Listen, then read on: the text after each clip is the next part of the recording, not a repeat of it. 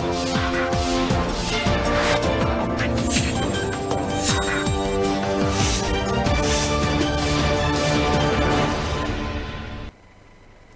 मध्य प्रदेश देख रहे हैं आप। लोकमंच न्यूज में आपका स्वागत है। मैं हूं आपके साथ सुरभि राजपूत। अब सीधे रुख करते हैं खबरों की ओर। मध्य प्रदेश में शिवराज सरकार ने लॉकडाउन के चलते गरीबों को 3 महीने का निःशुल्क राशन एक साथ देने की घोषणा की थी। वहीं शिवराज सरकार पर निशाना साधते हुए कांग्रेस पूर्व मंत्री और वर्तमान विधायक पीसी शर्मा ने कहा कि लोगों को 3 महीने का राशन देने की बात सरकार ने की थी, लेकिन लोगों को सिर्फ कागजों में ही राशन मिल रहा है। उन्होंने ये भी कहा कि लोगों को बाजरा दिया जा रहा है, ये बाजरा जानवर भी नहीं खाते। कहना है पीसी शर्मा का कि जो राशन के नाम पर लोगों को बाजरा दिया गया, वो बाजरा ऐसा है कि इसको जानवर भी खाने के लिए तैयार नहीं है।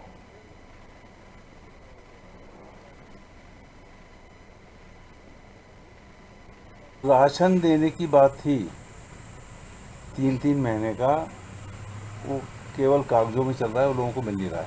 और सबसे बड़ी बात यह है, दे रहे हैं बाजरा। मध्य प्रदेश गर्म प्रदेश है, इसमें बाजरा लोग खाते नहीं, जानवर तक नहीं खाते। और 25 किलो में से 30 किलो में से 15 किलो बाजरा है, तो आदमी खाएगा क्या? काम धंधे बंद हैं, रोजगार बंद हैं।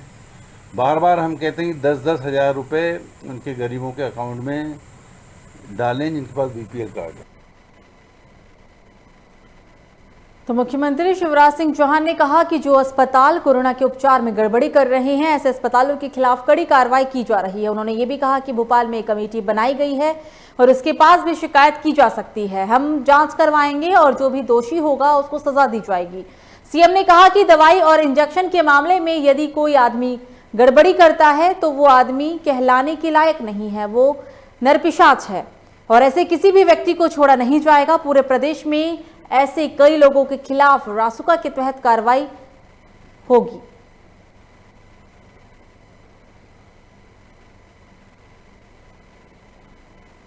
किसी भी व्यक्ति को कोई भी हो नहीं छोड़ा जाएगा।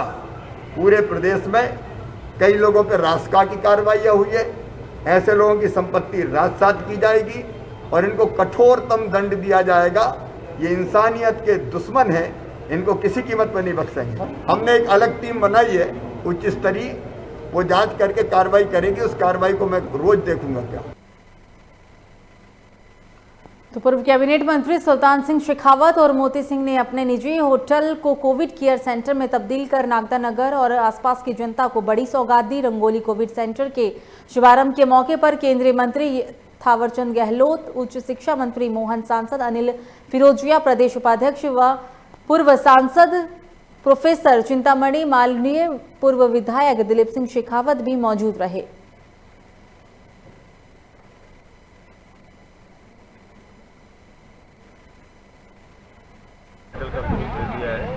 कम कीमत में बहुत अच्छे से बढ़िया फैसिलिटी। मैं उम्मीद करता हूँ कि ये वाकई इनका परमात्मा यश भी दे, सफलता भी दे। और आज के युग में तो एक बेड का महत्व है, इसमें 30 बेड छोटे स्थान पर तुरंत खड़े कर देना ये काबिले तारीफ है। मेरी अपनी ओर से एक अच्छे संस्थान के शुभारंभ के लिए में डालने की योजना है। 1.5 महीने में बन करके तैयार हो जाएगा, ऐसा प्रयास है। उसका वर्क ऑर्डर दे चुके हैं और जो संस्थान बनाने वाली है उन्होंने 1.5 महीने का समय लिया। हम प्रयास करेंगे कि 1.5 महीने के पहले वो चालू हो जाए। तो दमोह पुलिस प्रशासन और नगर पालिका के अधिकारी द्वारा संयुक्त रूप से कोरोना काल में कर्फ्यू कर सख्ती से पालन कराने के उद्देश्य से कार्रवाई की गई। आपको बता दें कि घर से बाहर बिना मतलब कि घूमने वाले लोगों पर कार्रवाई की जा रही है और साथ ही उन व्यापारियों पर भी जुर्माना लगाया गया जिनकी दुकानें खुली हुई मिली। इसके बाद भी व्यापारियों और आम जनता की लापरवाही थमने का नाम नहीं ले रही है। जिला प्रशासन और नगर पालिका इस महामारी से निपटने और लोगों को बचाने के लिए निरंतर प्रयास कर रहा है। बता दें कि घंटाघर हृदय स्थल पर नहीं, आसपास के क्षेत्रों में भी जिला प्रशासन, पुलिस प्रशासन और नगर पालिका अधिकारी कर्मचारी के संयुक्त रूप से कोरोना कर्फ्यू का पालन कराते हुए नजर आ रहे हैं और घर से बाहर निकलकर बिना मतलब घूम रहे लोगों को पकड़कर 200 की नगर पालिका द्वारा रसीद काटी गई।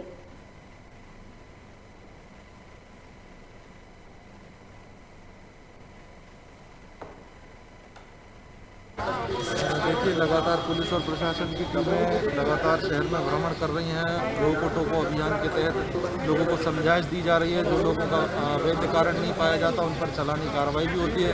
इसी के तारतम्य में आज जो है लोगों को जो है अनावश्यक घूमने ना दिया जाए, इसलिए जो है ये घंटा घर पे हमने बैरिकेडिंग की है। शहर के और मुख्य चौराहों और मुख्य मार्गों पर जो अनावश्यक रूप से लोग घूमते पाए जाते थे उन मार्गों में बैरिकेडिंग की जा रही है। गाड़ियों का आवागमन ना हो तो दैट एक ही रूट से जाएं लोग, और उसमें हम लोगों ने चेक पॉइंट्स भी लगाए हुए हैं, पुलिस की ड्यूटी भी लगाई हुई है, सो दैट कि जहाँ से भी लोग जा रहे हैं वहाँ पर पुलिस चेकिंग करे, बिना मास्क वालों के लोगों पर कार्रवाई करे और लोगों का जो फिजूल जो घूमना है वो थोड़ा सा कम करे। शहर में कहाँ कहाँ बैरिकेड किए गए हैं? देखिए अभी तो हम लोगों ने घंटा घर में किया हुआ है और भी 2-3 पॉइंट्स हम लोग देखा हुआ है, जैसे 3 गुल्ली चौराहों पर भी हम लोगों ने देखा है, वहाँ पर हम लोग कर। तो एक और देश कोरोना जैसी महामारी से जूझ रहा है और लोगों को ऑक्सीजन की कमी हो रही है, जिसको दूर करने के लिए टीकमगढ़ की परेला में एसडीएम डॉक्टर सौरभ सोनवने ने रोगी कल्याण समिति पलेरा में पैसे डोनेट करने के लिए अपील की, जिसके बाद पलेरा के वार्ड नंबर 2 में रहने वाले हरेंद्र विश्वकर्मा के दोनों बेटे आर्यन और काव्य अपने गुल्लक में इकट्ठी हुई राशि पापा मम्मी से पूछकर तहसीलदार को तहसील कार्यालय में देने के लिए पहुंच गए। तहसीलदार ने दोनों बच्चों से पूछा कि वो पैसे क्यों देना चाहते हैं, तो उन्होंने कहा कि मम्मी से पूछकर गुल्लक में रखे पैसे अस्पताल में ऑक्सीजन प्लांट के लिए देना चाहते हैं। जिस पर तहसीलदार ने जब गुल्लक में पैसे गिने तो उसमें 5,285 रुपए निकले। पलेरा तहसीलदार कमलेश सिंह कुशवाहा ने दोनों बच्चों की तारीफ करते हुए कहा कि जब छोटे छोटे बच्चे आगे आ रहे हैं तो और भी दानदाताओं को पलेरा सामुदायिक स्वास्थ्य केंद्र में ऑक्सीजन प्लांट के लिए आगे आना चाहिए। आज मदर्स डे था तो हम लोगों ने मम्मी से कहा कि हम लोगों को ऑक्सीजन प्लांट के लिए पैसे डोनेट करना, तो मम्मी ने हाँ कह दिया। आप अभी किसको देने के लिए आए थे? तहसीलदार। तहसीलदार साहब को? हाँ। दे दिए आपने उनको पैसे? हाँ। क्या कह रहे थे तहसीलदार साहब? कुछ कहा उन्हें? नहीं। ले लिए पैसे, कहा नहीं किया? उन्होंने मुझे बताया कि आज मदर्स डे है तो उन्होंने अपने हर साल दिवाली पर फोड़ते थे अपनी गुल्लक, लेकिन आज उन्होंने अपने मम्मी पापा से पूछा तो उन्होंने बोला आज ये अच्छा दिन है कि इसी दिन मैं अपने कंट्रीब्यूट करूं कुछ अपने इसके लिए पलेरा के लिए। जैसा कि उनके डैडी ने डिस्कस किया होगा कि कुछ कंट्रीब्यूशन इसमें चल रहा है कॉन्सेंट्रेटर ऑक्सीजन के लिए, तो उसमें कर सकते हो बेटा। तो दोनों ही बड़े ही उत्साह के साथ में हमारे पास आए अपनी गुल्लक लेके, जिसमें उन्होंने हमें बड़े ही अपने उत्साह के साथ में डोनेशन दिया है। ये बहुत अच्छा पॉजिटिव है।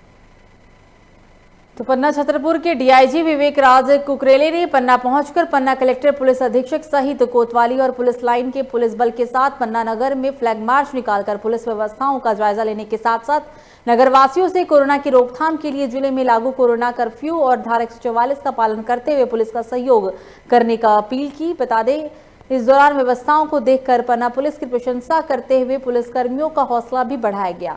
डीआईजी द्वारा इस प्रकार अचानक पन्ना पहुंचकर पुलिस जवानों के साथ फ्लैग मार्च करने और पुलिस अधिकारी कर्मचारियों का हौसला बढ़ाने से पुलिसकर्मियों में नया जोश देखा जा रहा है।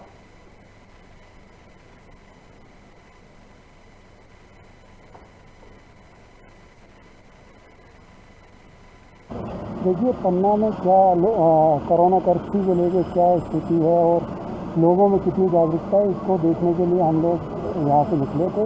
आज कलेक्टर साहब भी हमें ज्वाइन थे, एसपी साहब भी थे। हम लोगों ने देखा कि बहुत हद तक लोग मान रहे हैं। कई सारी गलियों में अभी भी लोगों के अंदर ये है, वो देख के कई बार पुलिस से भयभीत होकर जाते हैं। हम सभी से यह अनुरोध करना चाहते हैं, हमारा यही रिक्वेस्ट है कि कोरोना एक घातक बीमारी है जो संक्रमक तरीके से फैलती है और कभी कभी आप नहीं जानते, आपके जानने वाले, आपके रिलेटिव, आपके पड़ोसी उससे पीड़ित हो सकते हैं और वो हो सकता है उनको कोई ऐसे सिम्टम्स ना हो, वो अनसिम्टोमेटिक कैरियर बन के हो सकते हैं। तो ऐसी स्थिति में सभी लोग अपने घरों में रहें। पूर्णतः जो निर्देश दिए जा रहे हैं, मास्क पहनें, अपने सोशल डिस्टेंसिंग का पालन करें, बार बार अपने आप को सैनिटाइज करें। तो जबलपुर में नकली रेमडेसिविर इंजेक्शन की कालाबाजारी करने वाले सिटी अस्पताल के संचालन सरबजीत सिंह मोखा पर पुलिस द्वारा अपराध के मामले दर्ज करने के बाद से नागरिकों में गुस्सा देखा जा रहा है। आपको बता दें कि कोरोना संक्रमण की दूसरी लहर में जिस तरह से अस्पतालों में मरीजों की तादाद बढ़ रही है, उसका फायदा उठाकर संचालकों ने उसका फायदा उठाने में संचालकों ने कोई कोर कसर नहीं छोड़ा। गुजरात पुलिस द्वारा 7 मई को दवा व्यवसायी सपन जैन को गिरफ्तार कर ले जाने के बाद जबलपुर पुलिस ने अपनी जांच में पाया कि सिटी अस्पताल का संचालन सरबजीत मोखा ने अपने अस्पताल में करीब 500 नकली रेमडेसिविर इंजेक्शन मरीजों को लगवाए। नकली इंजेक्शन का मरीजों के स्वास्थ्य पर भी काफी प्रभाव पड़ा। ये वैश्विक महामारी कोरोना नामक, जैसा कि आपको सर्वविदित है, इस महामारी में भी अगर अस्पताल के संचालकों के द्वारा मानवीयता और संवेदनाओं को दृष्टिगत न रखते हुए केवल अमानवीयता का व्यवहार किया जा रहा है और इस समय केवल पैसा कमाने का एक जरिया अस्पताल के संचालकों ने बना लिया है, शायद वह अत्यंत दुखद एवं दुर्भाग्यपूर्ण है।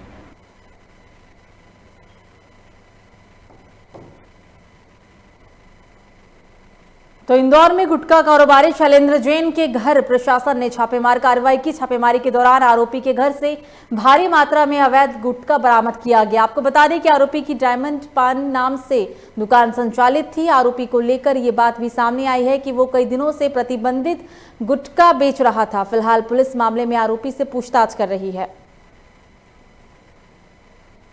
एक स्टिंग ऑपरेशन टाइप का करते हुए ग्राहक बन के यहाँ पे आया था और यहाँ पे ये डबल से ट्रिपल रेट में और इसके घर में पूरा मतलब स्टॉक करके रखा है इसने, जो कि अराउंड आपका 20 लाख का सामान होगा। इसको हमने रंगे हाथों आज पकड़ा है और उस पर कार्रवाई करते हुए सामान को अभी हमने जब्त किया है, सील किया है। इसका आकलन किया जाएगा जीएसटी और जो हमारा सेल्स डिपार्टमेंट है उनके अधिकारियों को बुला करके, और अभी इसको हम लोग 151 के तहत थाने ले जा रहे हैं और आगामी कार्रवाई होगी।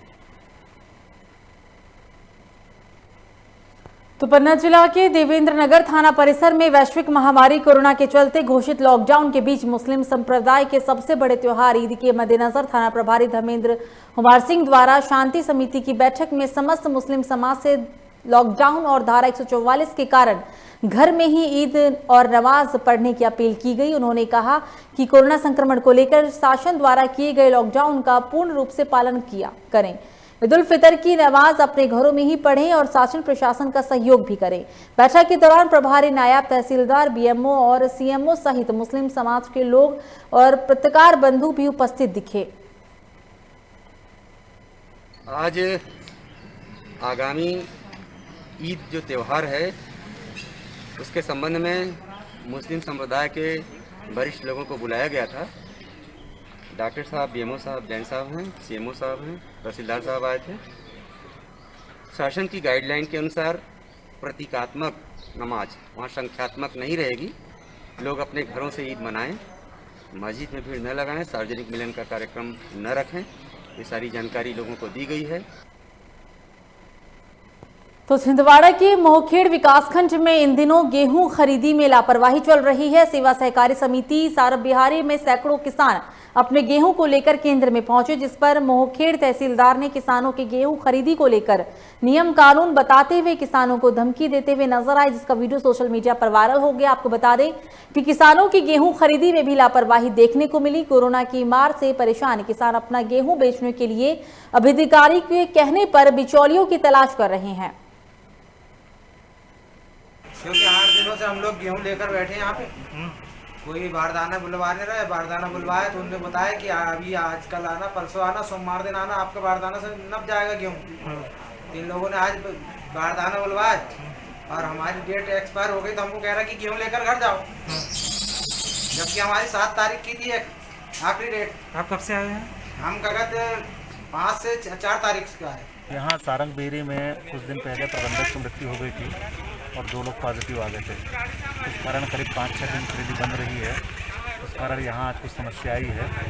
कुछ किसान जो पुराने एसएमएस आए हैं जिनका डेट एक्सपायर हो चुका है वो भी आ गए हैं और नए एसएमएस वाले भी आ गए हैं और जिनको एसएमएस नहीं आए हैं वो भी किसान आ गए हैं और सभी चाहते हैं कि हमारी खरीदी हो जाए।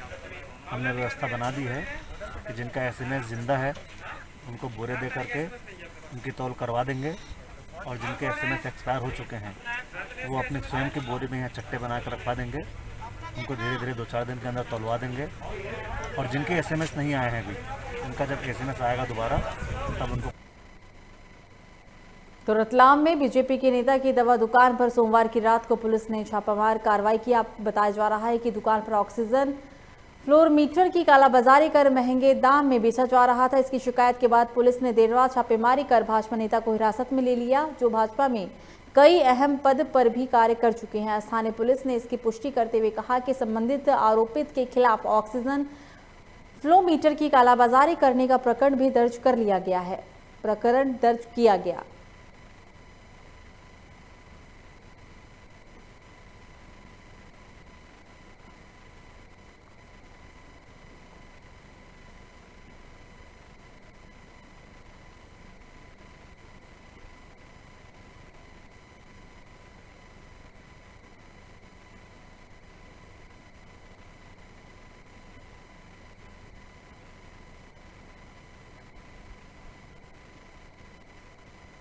आज शाम को मैं मुखबिर द्वारा सूचना मिली थी कि माहेश्वरी मेडिकल एजेंसी के संचालक राजेश माहेश्वरी अपनी जो उनका मेडिकल एजेंसी उस पर वो आवश्यक वस्तु के अंतर्गत आने वाली ऑक्सीजन फ्लोमीटर की कालाबाजारी कर रहे हैं, जिसकी बाजार कीमत 600-700 रुपये होती है, उसको वो 4000 रुपये में विक्रय कर रहे हैं।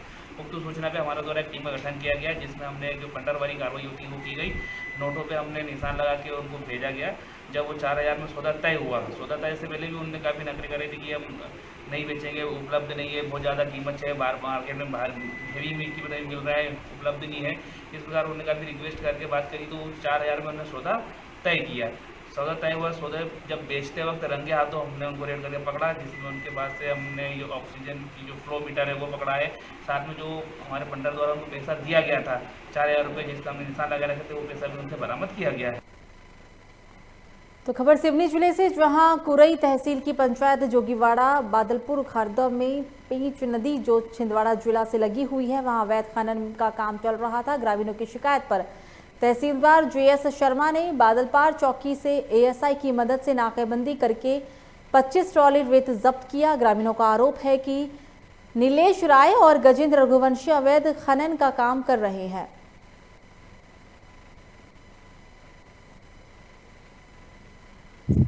अब हमें जानकारी ग्रामवासियों से लगी थी कि यहाँ बादलपार खुर्द में रेत का अवैध उत्खनन करके उसको बेचा जा रहा है। सूचना मिलने पर आए थे मौके पर, तो कोई यहाँ पर उत्खनन किस चीज़ से हो रहा था ये नहीं मिला है, लेकिन जो जानकारी लगी रेत डंप मिली थी, उनकी कार्रवाई हमने कर दी है। और जो रेत के लिए जो अवैध उत्खनन के लिए इन लोगों ने जो रास्ता बनाया था, उस रास्ता को भी ब्लॉक कर दिया। तो ददिया में ज्ञात वस्तु के विस्फोट से एक युवक, एक किशोर और 3 बच्चे घायल हो गए, जिसके बाद परिजन घायलों को लेकर इंद्रगढ़ अस्पताल पहुंचे। घायलों के अनुसार गांव में आदिवासी समाज के लोगों ने जमीन में अज्ञात वस्तु दबा दी थी और उत्सुकतावश अज्ञात वस्तु निकालने और फिर से गाड़ने के कारण घटना हुई। वहीं मौके पर पहुंची इंद्रगढ़ पुलिस और FSL टीम जांच के लिए जुट गई है। आंगन में नहीं दिख रहा हो? तो क्या हुआ था उस टाइम वहाँ बैठे थे? तुम कहाँ खेल रहे थे? आम के पेड़ के दाने खेल रहे थे। हाँ, एकदम गली हुआ, कुछ दिखा नहीं मिलना। फिर कहाँ गला? आपने देखा था कुछ? अच्छा, खेल रहे थे। आंगन से दिख रहा हूँ नहीं, आंगन में लगेगा, मोई पे लगे सारे फेंक दे तो वो यार फेंकना वो बजरी बगरी सो लगाई। अच्छा, एक ही था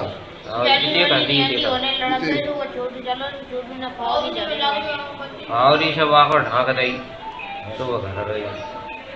तुम बात देखकर गए थे कि जब मैं कैसे तुम देखो कैसे बात बैठे थे हम दोनों का। हाँ, सो अब मैंने वहीं फेंकी तो बाने फेंकी, तुम्हारे सामने फेंकी थी? हाँ, मौजूद थे? सब थे हम वहीं। मोगिया ही मौजूद थे? मोगिया चले गए थे। फिर कौन ने फेंक दी? वे रखे छोड़ गए। तो तुम्हें फेंकी होगी नहीं? हाँ, ऐसी डरी थी वो ना बगल में।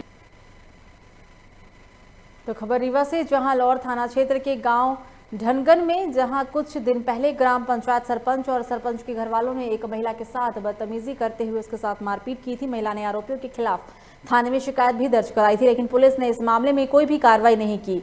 बता दें, महिला SP कार्यालय न्याय के लिए पहुंची है। एसपी कार्यालय पहुंची महिला ने आरोप लगाया कि सरपंच और उसके परिवार के 6 अन्य सदस्यों ने उसके साथ लाठी डंडे से मारपीट करते हुए उसे लहूलुहान कर दिया।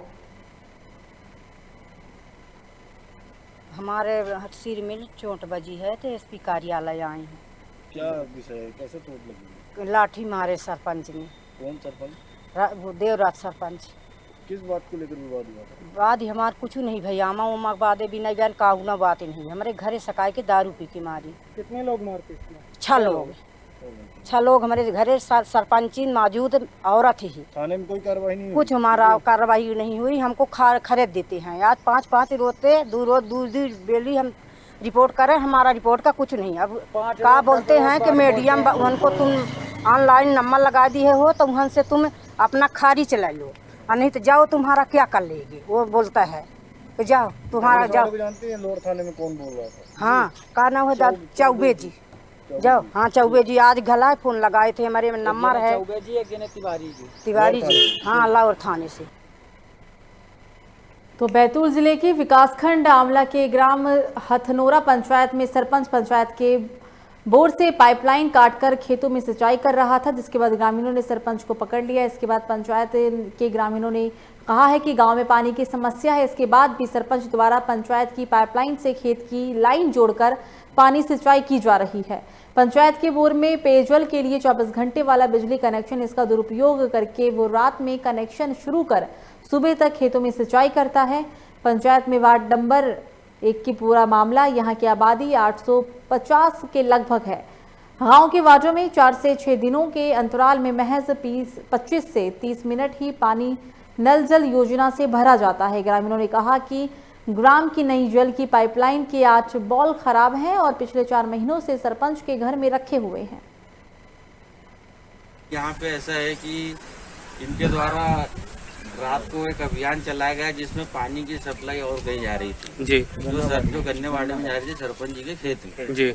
उसके बाद इन्होंने सचिव को, सरपंच को और जनपद सदस्य जो है यहाँ जी ग्राम के, उनको इन्होंने बताने के बाद में इनकी एक और दिक्कत थी कि यहाँ पे ये जो गड्ढा खुदा हुआ है, देखेंगे गड्ढा यहाँ पे, यहाँ पे एक वॉल लगानी चाहिए थी, जो पिछले कई वर्षों से बोल रहे कि यहाँ पे एक वॉल लगा ली जाए। यहाँ पे वॉल क्यों लगा ली जाए? क्योंकि यहाँ से यहाँ तक की जितने भी कनेक्शन हैं, 8 कनेक्शन में यहाँ वॉल नहीं होने के कारण पानी नहीं आता। तो मंदसौर जिला काला सोना और अफीम उत्पादन के लिए पूरे देश में मशहूर है। जिले में अफीम का उत्पादन बहुत ही ज्यादा मात्रा में होता है। यही वजह है कि अफीम की तस्करी भी इसी जिले में बड़ी मात्रा में की जाती है। इन दिनों पूरे देश में कोरोना के चलते लॉकडाउन चल रहा है, बावजूद इसके तस्कर अपनी कारगुजारियों से बाज नहीं आ रहे हैं और लॉकडाउन के बावजूद भी नए नए रास्ते निकाल कर तस्करी की जा रही है। ऐसा ही एक मामला मंदसौर जिले के मरुड़ थाना क्षेत्र से सामने आया, जहां पुलिस ने 3 क्विंटल 26 किलो अवैध डोडा चूरा बरामद किया। पुलिस को मुखबिर से सूचना मिली थी कि उत्तर प्रदेश पासिंग पिकअप में तरबूज के नीचे छुपाकर अवैध डोडा चूरा को परिवहन किया जा रहा है। सूचना पर गडरोट थाना पुलिस ने यूपी पासिंग पिकअप का पीछा कर उसे रोका तो तरबूज के नीचे 13 कट्टों में अवैध 3 क्विंटल 26 किलो डोडा चूरा रखा मिला। पुलिस ने डोडा चूरा को कब्जे में लेकर परिवहन कर 2 आरोपियों को एनडीपीएस एक्ट में कार्रवाई करने को लेकर बात कही। कल हमें एक मुखबिर द्वारा सूचना मिली थी कि एक पिकअप यूपी पासिंग है जो डोडा चूरा लेकर के जाएगी, तो उसको रात्रि गश्त में हमारे सऊनी अर्जुन परिहार ने डोडा चूरा का अवैध परिवहन करते पकड़ा है। 2 आरोपी थे सद्दाम पिता इमाम खां और शावेज पिता अकबर खां, ये सहारनपुर यूपी के रहने वाले हैं। डोडा चूरा कुल 3 क्विंटल 26 किलो था, जो करीबन 5 लाख रुपए का डोडा चूरा।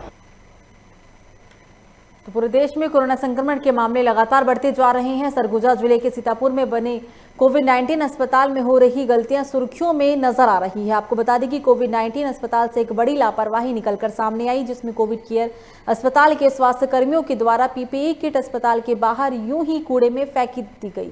इसके बाद सामुदायिक स्वास्थ्य केंद्र में आने वाले मरीजों में संक्रमण फैलने का खतरा बढ़ता गया। ऐसे लापरवाही का कोविड अस्पताल की नोडल अधिकारी को खबर तक नहीं है।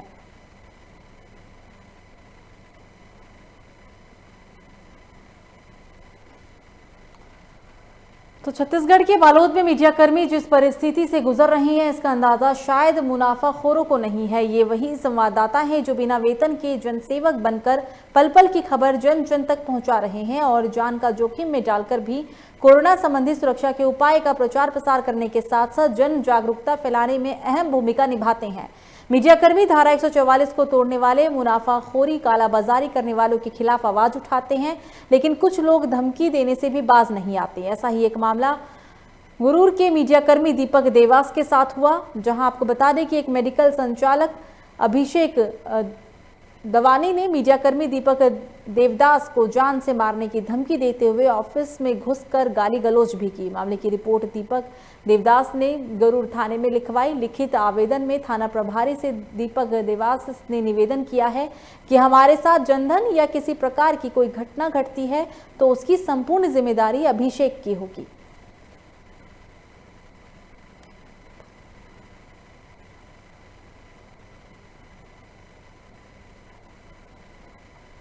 तो छत्तीसगढ़ के बालोद में मीडियाकर्मी के साथ अपभ्रदता की घटना सामने आई है। संवाददाता जो बिना वेतन के जनसेवक बनकर पल पल की खबर लोगों को पहुंचाते हैं और जान को जोखिम में डालकर कोरोना संबंधी सुरक्षा के उपाय प्रचार प्रसार करने के साथ साथ जन जागरूकता फैलाने में भी अहम भूमिका निभाते हैं। मीडियाकर्मी धारा 144 को तोड़ने वाले, मुनाफाखोरी, कालाबाजारी करने वाले के खिलाफ आवाज भी उठाते हैं, लेकिन कुछ लोग मीडियाकर्मी को अब धमकी देते हुए नजर आए हैं। पूरा मामला आपको बता दें छत्तीसगढ़ के बालोद से, जहां पर एक मीडियाकर्मी के साथ एक मीडियाकर्मी को जान से मारने की धमकी दी गई है, जिसका नाम दीपक देवदास है। कुछ लोग मेडिकल और क्लिनिक के आड़ में लॉकडाउन के समय सोशल डिस्टेंसिंग और धारा 144 के मापदंडों की धज्जी उड़ा रहे थे, जिससे संबंध में मीडियाकर्मी समाचार बनाए थे, जिससे बौखला कर कुछ लोग धमकी देने से उतार हो गए थे। ऐसे लोग को अवसरबाजी कहते हैं, जो अवसर की तलाश में होते हैं, जबकि इस वक्त महामारी में वजह से भाईचारा का जरूरत है।